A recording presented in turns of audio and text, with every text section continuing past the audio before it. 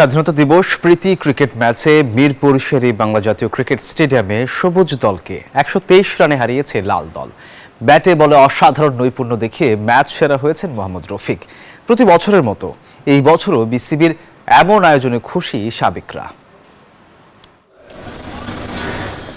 ২৬ আর ৭১ নম্বর জার্সিগুলি যেন ইতিহাসের এক একটা প্রতিচ্ছবি। ২৬শে মার্চের স্বাধীনতার ডাক আর ১৯৭১ সালের মহান মুক্তিযুদ্ধ, এই দুই সংখ্যাকে বুকে ধারণ করে মাঠে নামলেন দেশের প্রাক্তন তারকারা। প্রতিটি বল, প্রতিটি শট যেন বলছিল সেই আত্মত্যাগের গল্প, যাদের রক্তে রাঙানো এই স্বাধীনতা।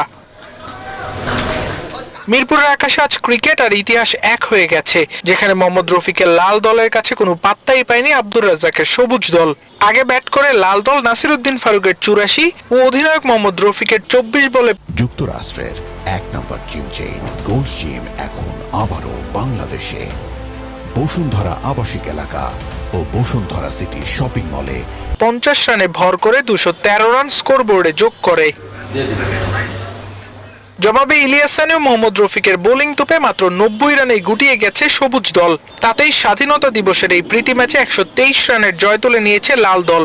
ব্যাটে বলে দারুণ পারফর্ম করে ম্যাচ সেরা হয়েছেন মোহাম্মদ রফিক। আর এমন আয়োজনে সবাইকে পেয়ে খুশি বিসিবি সহসভাপতি ফারুক আহমেদ ও নতুন নির্বাচক নাদিফ চৌধুরী।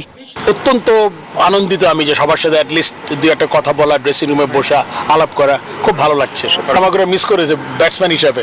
যাই হোক, আমি আসলে এখন প্র্যাকটিসটা একদম করি না দেখে মনে হয় যে ইনজোর্ড হয়ে গেলে খেলার মজাটাই নষ্ট হয়ে যাবে, এই জন্য আর খেলতে চাই না। আমি বলছি তাও আমি টিমের সাথে থাকতে চাই, অ্যাজ এ ম্যানেজার হোক, কোচ হোক, যেটাই হোক, আমি টিমের সাথে থাকার চেষ্টা করেছি। মিলন মেলার মতো, সো এটা একটা সবাই খুব এনজয় করে, আমিও পার্সোনালি খুব এনজয় করি। আউট হয়ে গেছি, বাট সে আগের মতো মন খারাপ ছিল।